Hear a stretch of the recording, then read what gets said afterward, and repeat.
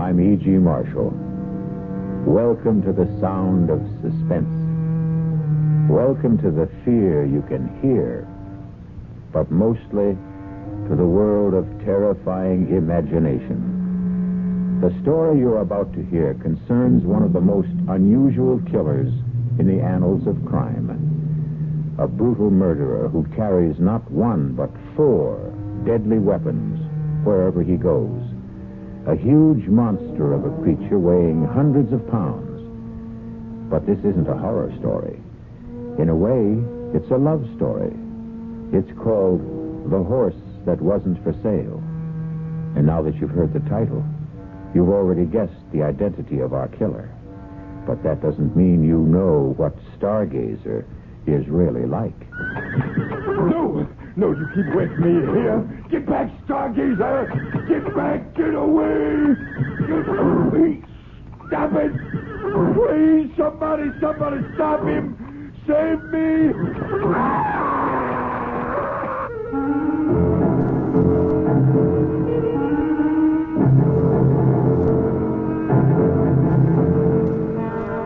Our mystery drama, The Horse That Wasn't for Sale, was written especially for the Mystery Theater by Henry Slessor and stars Mercedes McCambridge. It is sponsored in part by Anheuser-Busch Incorporated, brewers of Budweiser. I'll be back shortly with Act 1.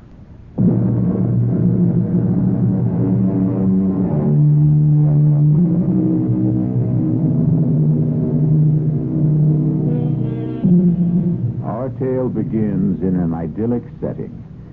Just picture the gently rolling hills of a horse farm in the early days of autumn.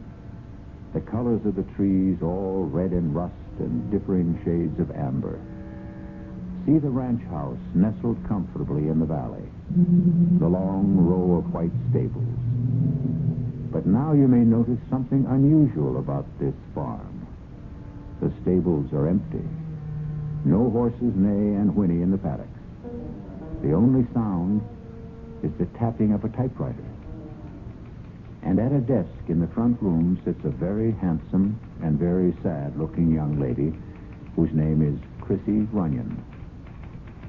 Judge Simmons, I thought it was only fair that I tell you the whole story about Stargazer, so that at least you'll know the animal isn't entirely to blame for what happened. It began on the day my father was buried. And, of course, it began with our trainer, Clem Burnett. He was all alone at Runyon Farms that day, and he took advantage of the fact to sample some of Daddy's best bourbon. Ah, shut up, you. Stand still if you want to get brushed. Ah, what's the matter with you? Stand still, you mangy beast. Oh, for the love of... There goes the blasted phone now. I ain't got one job to do, it's another. All right. I'm coming. Hello. Mr. Burnett, it's Chrissy Runyon. Oh, hello, Miss Runyon. How is everything out there? Oh, everything's fine. Just fine. What about bobbling? Is she still off her feet? Bobbling's fine. Just fine. Are you all right, Mr. Burnett? Sure I am. Everything out here is just the way it should be. Tell me, how was the funeral? I'm calling to ask about the horses, Mr. Burnett. Is Stargazer still restless? Well, that horse ain't been nothing but restless since the day he was foaled. Well, then don't trouble him, Mr. Burnett. Do you understand? Just let him be, and I'll take care of him when I get out there. Huh? You mean you're coming out? Of course I'm coming out.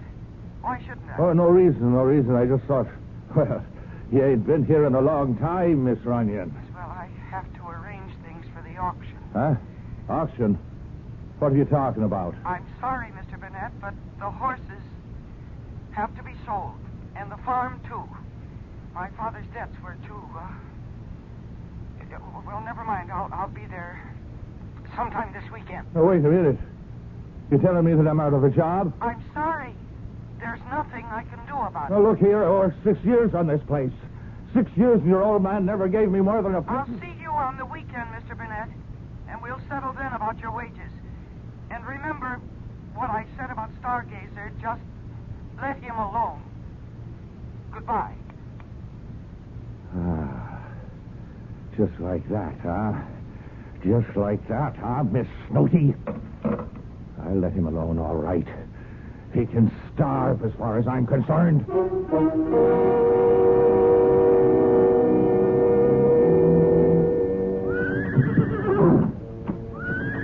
what's the matter, Stargazer? You don't look so happy today. Hungry, maybe, huh? Thirsty? No, there's no use clawing the ground. You just got to wait until she gets here. Miss Chrissy Runyon is the only one you ever cared for, right? Well, you can wait until she gets here and takes care of you, because I won't. Hey, now get down. Get down, Stargazer. Now you stop that. What are you trying to do? Knock down the whole barn? Now stop that. You stop it. All right, if you want a taste of the whip. Now stop it. Stop it, you crazy beast. Get back there. Get back. You kicked me. No. Oh, my God.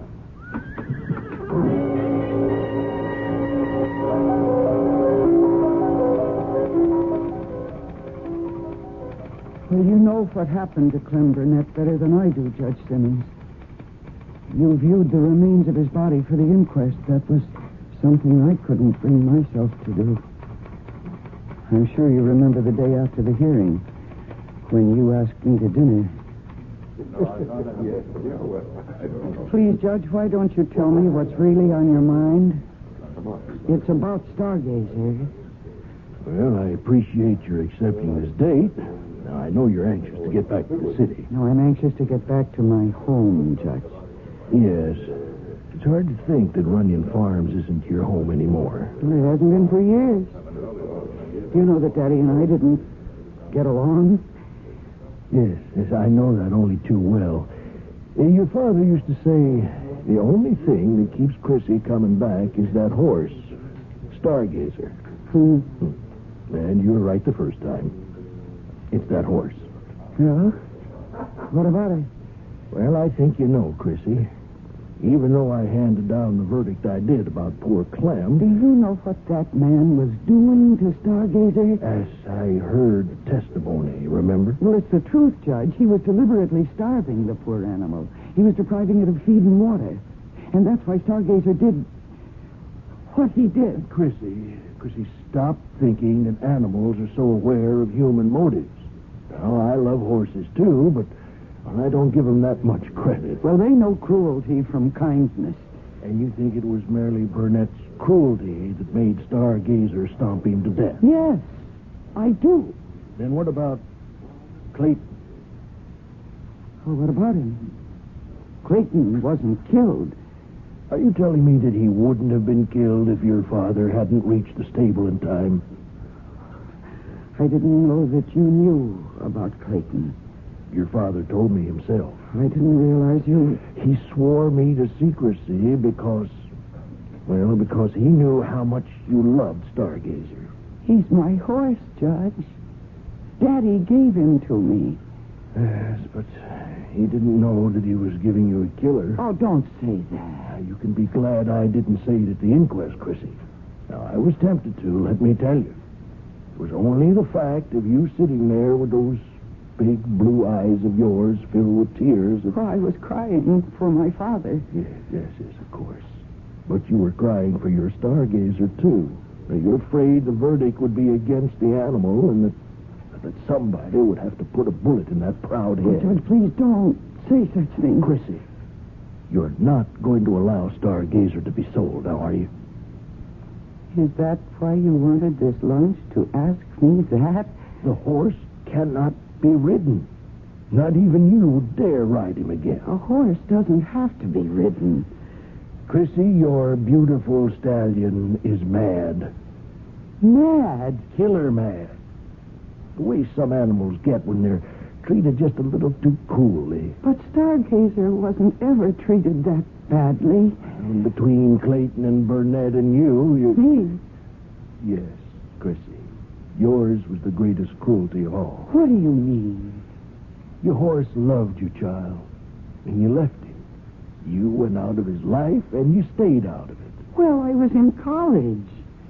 And afterwards, well, Judge, I did have a life to live. I didn't want to live it under the thumb of my father. Yes, and Stargazer forgot kindness and learned indifference and cruelty, and he went mad. Now, you have to do something for him. Judge, please listen to me. I know he's valuable, Chrissy.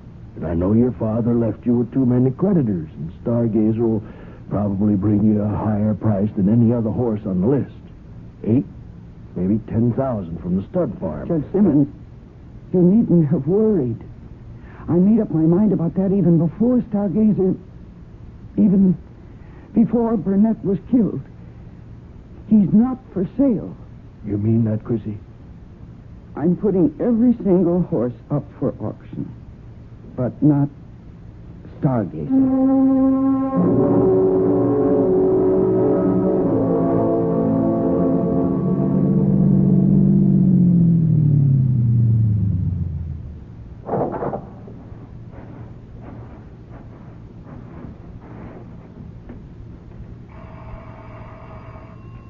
Just a moment. Good morning. Oh. Hello. You remember me, don't you? Alan Carlin from Wild Brook Farm? Yes, of course. I remember you, Mr. Collins. Well, I thought you might have forgotten me. It's been a couple of years since we've seen each other, Miss Runyon. I remember you. In fact, I saw you at the auction. Well, I'm flattered that you noticed me. You bought 3 of my father's horses. Yes, I bought 3. I meant to buy 4. Listen, do you mind if I come in? Oh, please do. I was really shocked when I heard he died. He wasn't a youngster, of course, but just the same. Well, my father was 71. Well, I always figured he was younger, seeing as how he had such a young daughter. But I know it took Will a long time to get around to marrying. He was practically 40 by then, wasn't he? But then, that's how your father was, always putting things off. Including paying his bills, huh? Is that why you're here, perhaps?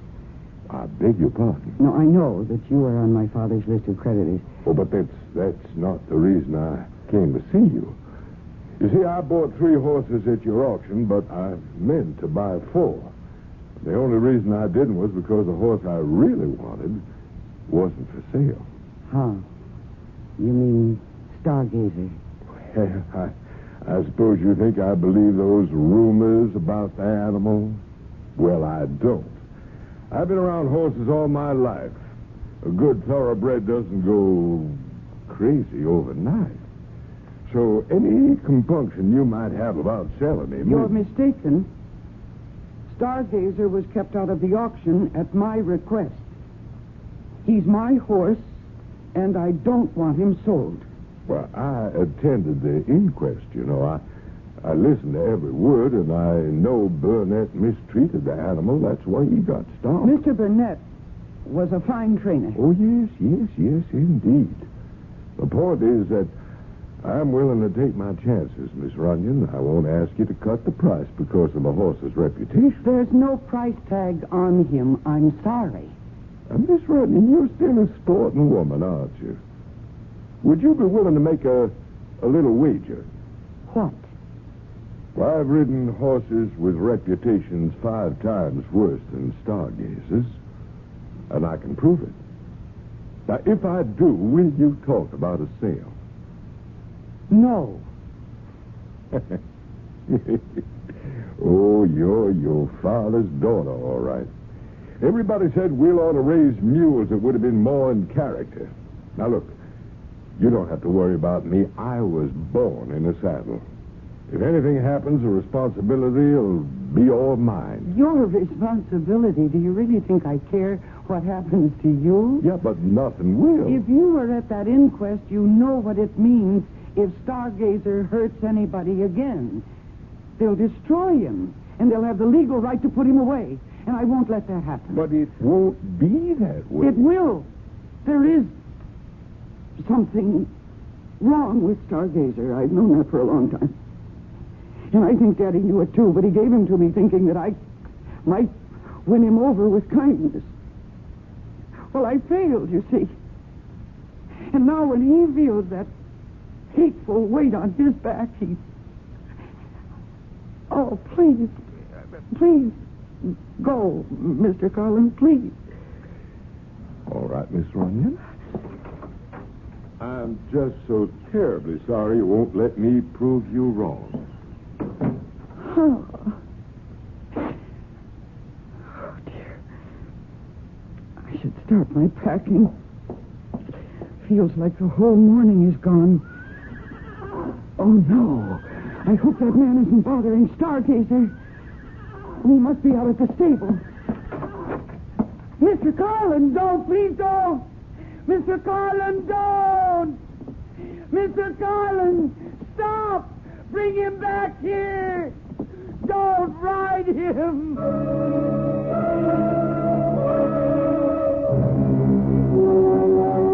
And so Mr. Alan Carlin, horse fancier, has taken a fancy to a killer horse. But Mr. Carlin won't admit he can't win Stargazer's heart and perhaps win Stargazer himself. We'll find out what becomes of both of them when I return shortly with Act 2.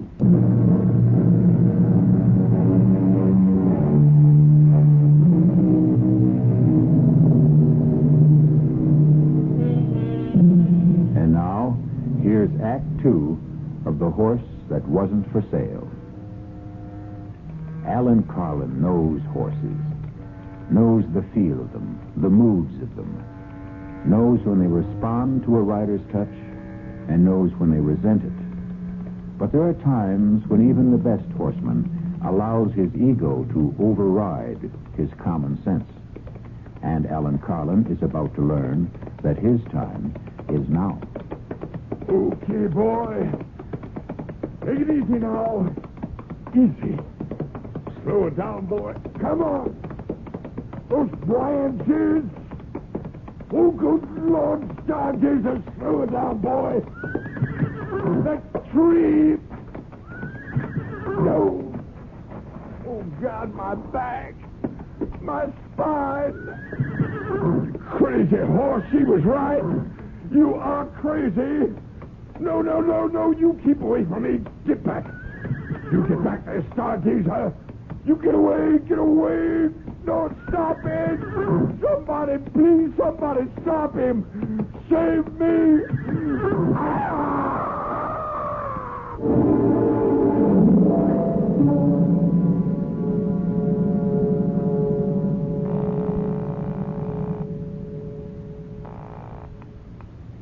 Police department. Hello. I want to report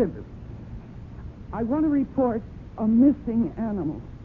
A horse. Who is this, please? My name is Runyon, Christine Runyon. Oh, yes, Miss Runyon. This is Sergeant Beggs. Oh, Sergeant, one of my horses was removed from... he ran away. Oh? I thought all your animals were auctioned off, Miss Runyon. No, there's one that wasn't sold. His name is... Listen, maybe he's still around the farm somewhere. Maybe I better just go out and look for him. Well, if you want to give me a description of the animal... No, it's all right. I just lost my head for a minute. I'm sure he's around the property somewhere, and I'll find him. Don't worry. Whatever you say, miss. I'm sorry to have troubled you. Goodbye.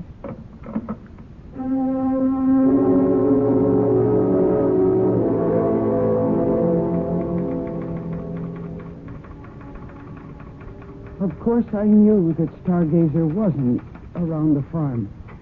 I knew where Stargazer was.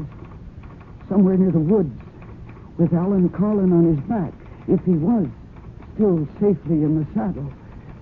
And I knew that I had to find him. I saw Carlin's automobile parked outside, and I decided to take it instead of my own, so that I could send Mr. Carlin back where he belonged. I just hoped and prayed that I wasn't too late.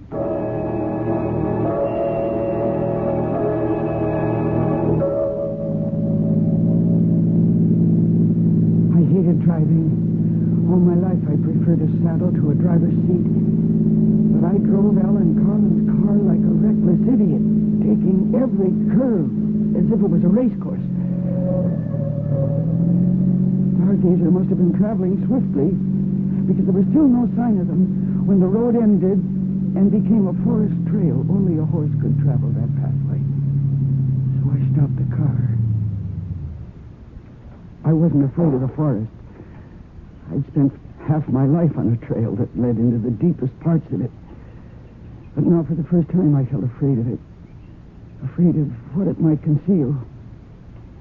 And then I heard a sound that froze me in my tracks. Stargazer! Stargazer, where are you? Stargazer! Mr. Carlin! Oh, thank heavens you're all right, Stargazer. You are... Oh, dear God. No! Mr. Carlin, he's been thrown. Oh, I warned you not to do this. He just won't be ridden. Nobody can ride Stargazer, not even me. You're lucky you weren't... Oh, no. Oh, no, his head. Oh, no. You killed him. He's dead. He's trampled to death.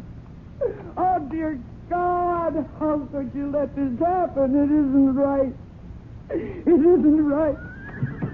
No, Stargazer. I'm not angry. Not with you. My poor animal. No, it's his fault. It's all his fault. Oh, damn you, Carlin. Why did you make this happen? Why? No, don't worry. Don't worry, Stargazer. I'm not going to let anything happen to you. That wouldn't be fair. It just wouldn't be. Only what can I do? They'll find out. Somebody will find out. I looked at Carlin's dead body, and I thought, what if I simply left it there? Just left it to yesterday's dead leaves and this year's snow. By the time they found him, Stargazer would be safe with me in Washington. But then I realized that would never work. They'd see the hoof marks on his face. They'd know. That policeman I called would remember, and they'd come for Stargazer, and they'd put a bullet in his head. No, I couldn't leave Ellen Carlin there. Not with the story of his death so clearly marked on his face and his body. Or maybe there was something else I could do. What if I obscured the story of that death? What if I just obliterated it? Yes, that was my answer. Ellen Carlin's automobile was only 100 yards away. If I could get him there, I bent down and put my hands under his arms, and I tried to lift him. It was so heavy. Dead weight. How could I drag him to the car? No, it was impossible. I could only move him a few inches along the ground. The slippery leaves beneath his body helped a little, but I just didn't have the strength. And then Stargazer gave me the answer. If I could manage to secure the body to his harness, if I could attach it somehow to the reins, or even to the stirrup. It was horrible, I knew that. But the thought of what might happen to Stargazer was even more horrible, more unbearable. And finally, I managed it. I dragged that man's body out of the woods, using Stargazer as my strength. And I put Ellen Carlin into his own automobile. And I started the engine. There was only one logical place to take him. It was the canyon road, of course. I knew how steep that drive was, how dangerous it was. That's why so few cars traveled it. And that was lucky for me, the fact that the road was empty, because it made what I had to do so much easier. It almost seemed like a sign from heaven that what I was doing was right. And then, at the beginning of a steep grade, I stopped the car. And I looked at the edge of the precipice. And then I looked at Ellen Carlin's body. And for a moment, my nerve deserted me. But then I put down the parking brake. I shifted the car into drive. And I got out. And I reached below the dashboard and released the handbrake. And for a moment, I thought I'd have to push the car to start it sliding down the grade toward the edge. But then gravity became my confederate, and the car began to move of its own accord. The door slammed shut as the wind caught it, and with gathering momentum, it headed straight for the guardrail, straight for the canyon below.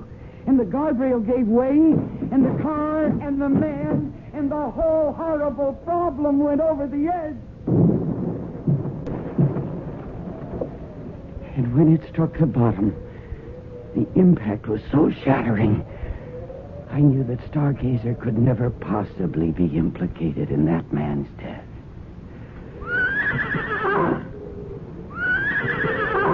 Then I made the long walk back to the woods, back to my horse, to my old friend, who stood patiently tethered, waiting for me,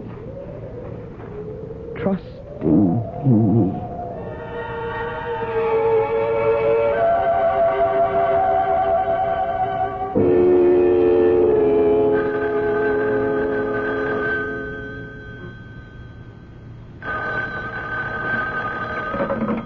Hello. Miss Runyon, this is Sergeant Beggs.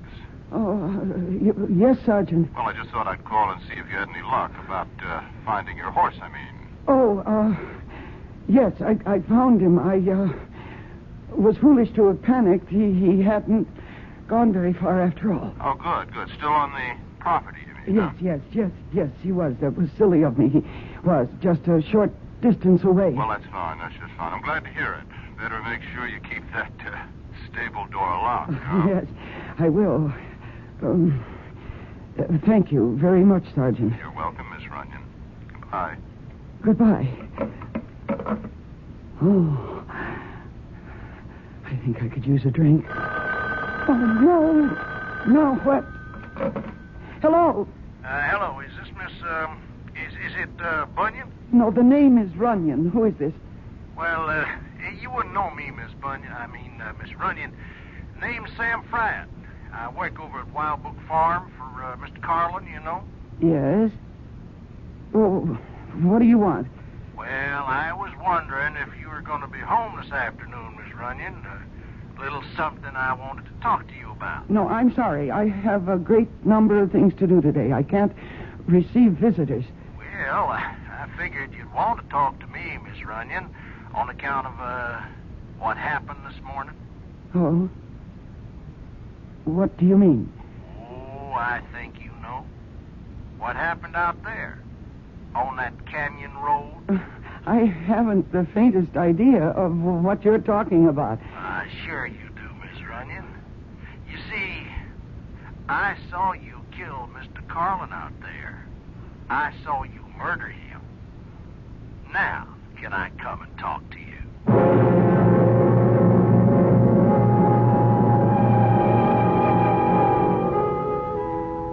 There's a famous old saying that we've all become familiar with lately. Oh, what a tangled web we weave when first we practice to deceive. At the moment, it looks as if Chrissy Runyon has woven herself a tangled web, and one in which she herself seems to be caught. But we'll learn exactly how tangled her affairs are when we return shortly with Act 3.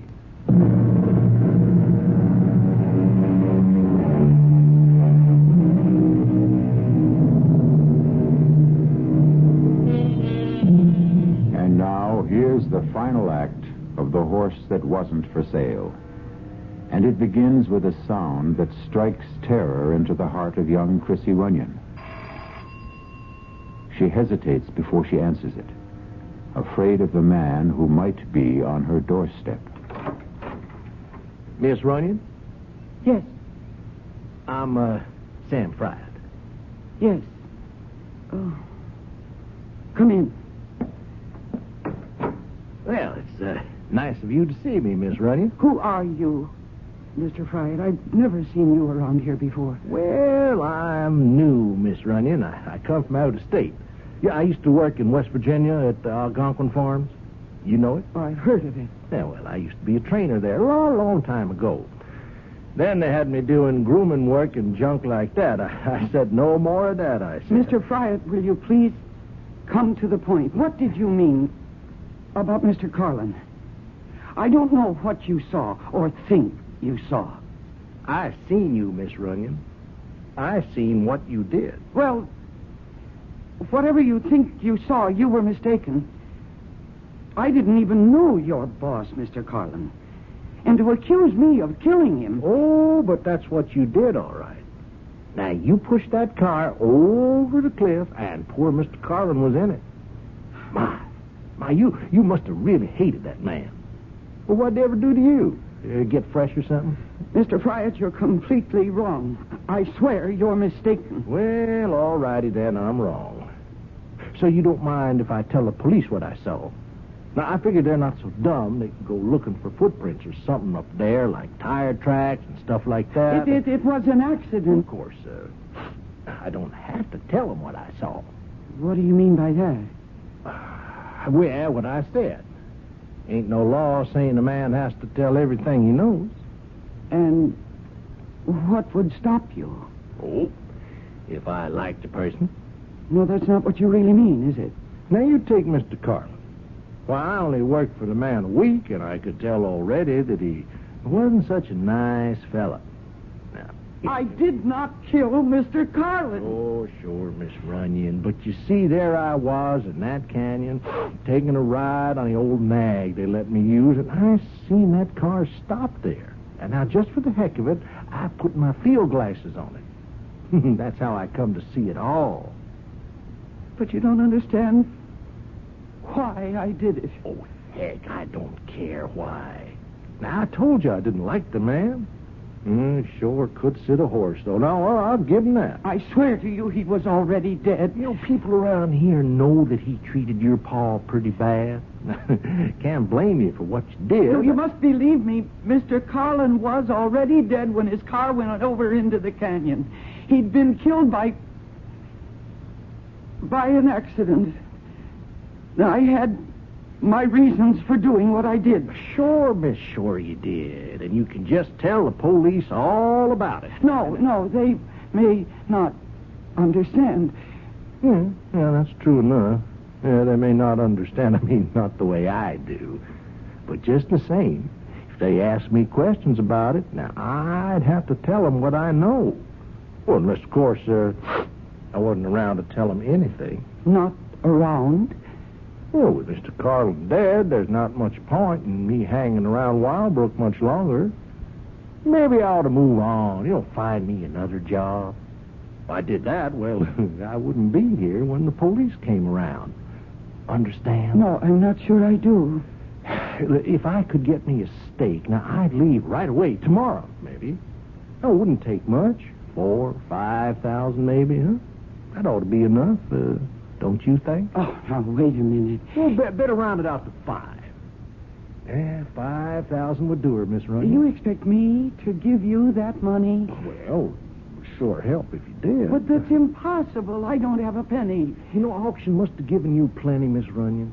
Why, Mr. Carlin bought some of your stock himself. But every cent goes to my father's creditors, and even that won't be enough. Well, I don't know about that. All I know is 5,000 would do me just fine. Now, you think it over, Miss Runyon. I'll come back tomorrow afternoon. It won't do any good. Yeah, we'll see. There's just no way I can raise that money, Mr. Fry. Oh, you'll find some way. Women these days, they can do just about everything. Fly airplanes, run companies, kill people. Well, you'll figure something out, Miss Runyon. Well, so long now. Mr. Fry, please. I'll see you in the morning. Oh, dear God. What am I going to do? And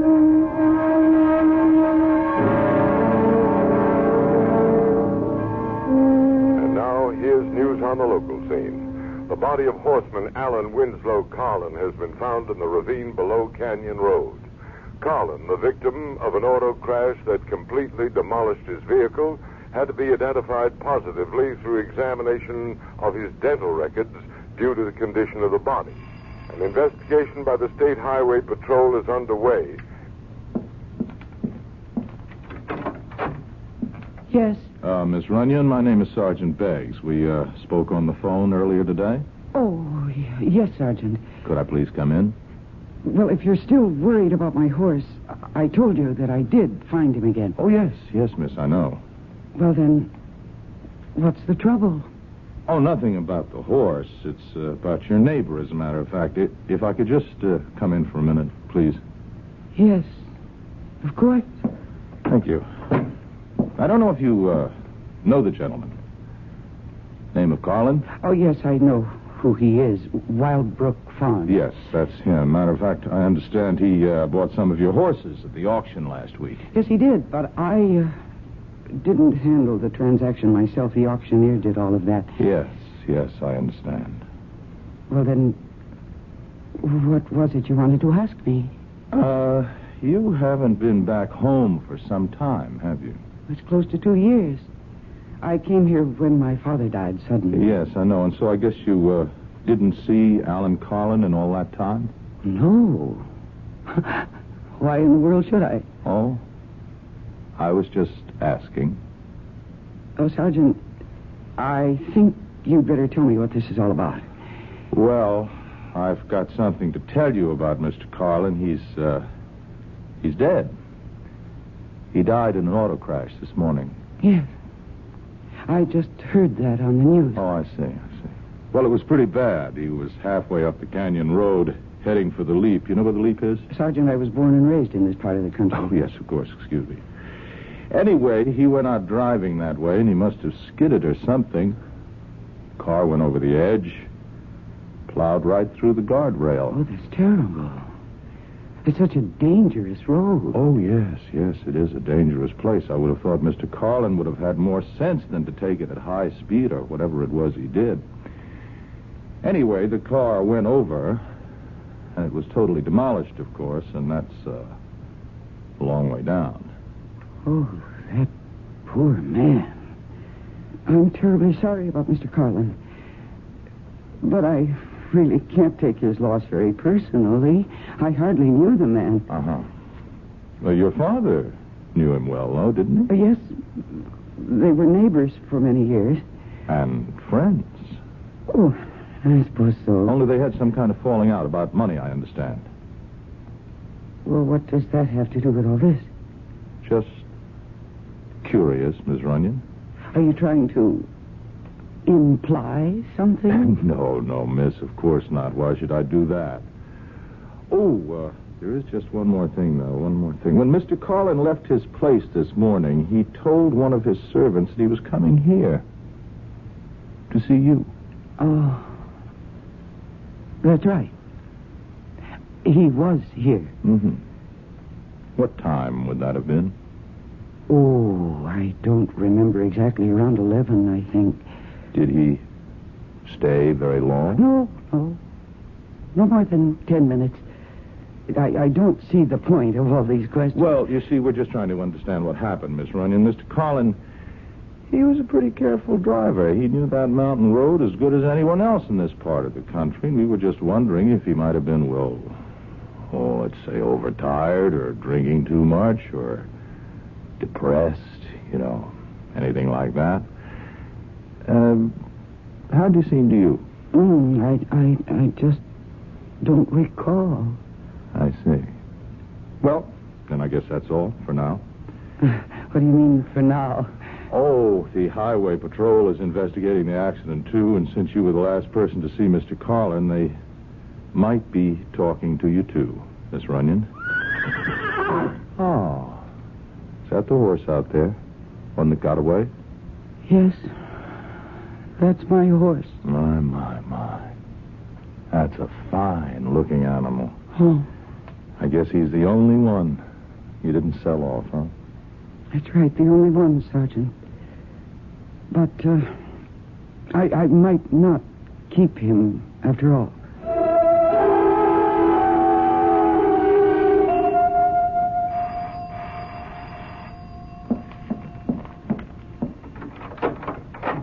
Well, hello, Miss Runyon. Hello, Mr. Fryer. Come in. Well, thank you.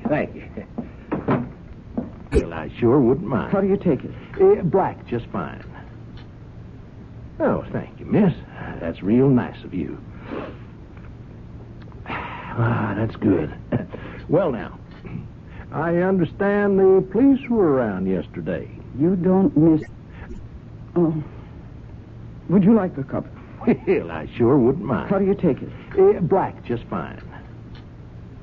Oh, thank you, miss. That's real nice of you. Ah, that's good. Well, now, I understand the police were around yesterday. You don't miss very much, do you, Mr. Fryer? Pays to keep your eyes open, I say. Oh, yes, I'm sure it does. Now, the question is, how much does it pay? Mr. Fryer, I don't have the money you want. Well, now that's a real bad piece of news, Miss Runyon. I told you yesterday there's simply no way for me to get my hands on it. The money that came to the estate through the sale of the ranch and its stock went directly into escrow. Now, I wouldn't know about fancy words like that, miss. All I know is... The estate has no money. And I have no money of my own. Well, that's really too bad. Because that means I can't leave. And if I can't leave, I might just as well tell the police what I saw. I'm hoping that you don't do that, Mr. Fryer. Oh, I don't want to do it. Believe me, Miss Runyon. But if there was just something you could give me. I mean, there must be something your pa left you, huh? Man like your daddy wouldn't die and leave his only child nothing at all. Well, there is one thing. What's that? It's the only legacy I have. The most valuable thing he owned. Look, out the window. That horse, you mean? Yes. His name is Stargazer. A thoroughbred. A champion. Yeah, that's some stallion, all right. You said you were a good judge of horseflesh. How much do you think he's worth? Well, I wouldn't know for sure. I've been told he's worth between $8,000 and $10,000. Yeah. Hey, a man would be mighty proud to own a horse like that, right? Well, he's all yours, Mr. Fryer. What? I'll transfer my ownership to you. Right this minute. Oh, you really mean that? Oh, why, that would be real fine, Miss Runyon. That would be real kind of you to do that. It won't take more than a few minutes for me to prepare the papers. Oh, I'd really appreciate that, Miss Runyon. You know, I'd sure like to take him out for one last ride before the sun goes down. And, of course, that's just what happened, Judge Simmons. Sam Fryatt took Stargazer out for his very last ride.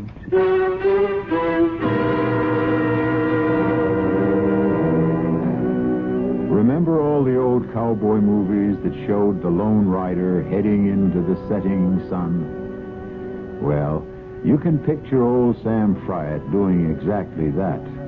Only when the words that say "the end" appear on the screen, you can also be sure they mean the end of old Sam Fryatt. I'll be back shortly.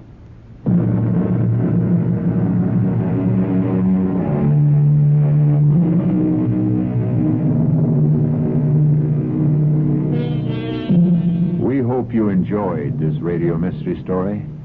We hope you're enjoying the magic of radio itself. Magic which produces the most gigantic stage of all. A stage large enough for one galloping horse or an entire herd of galloping horses. This is E.G. Marshall asking you to tune in. Will someone please head those horses off at the pass? Our cast included Mercedes McCambridge, Arnold Moss, William Redfield, and Earl Hammond. The entire production was under the direction of Hyman Brown. Mystery Theater was sponsored in part by the Kellogg Company, makers of Kellogg's Special K cereal. This is E.G. Marshall inviting you to return to our Mystery Theater for another adventure in the macabre. Until next time, pleasant dreams.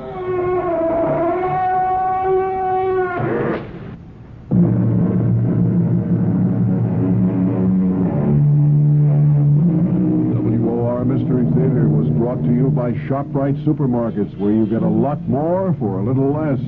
By Suburban Savings with offices throughout North Jersey. And by your New Jersey Dodge dealers. The preceding Mystery Theater program was furnished by the CBS Radio Network.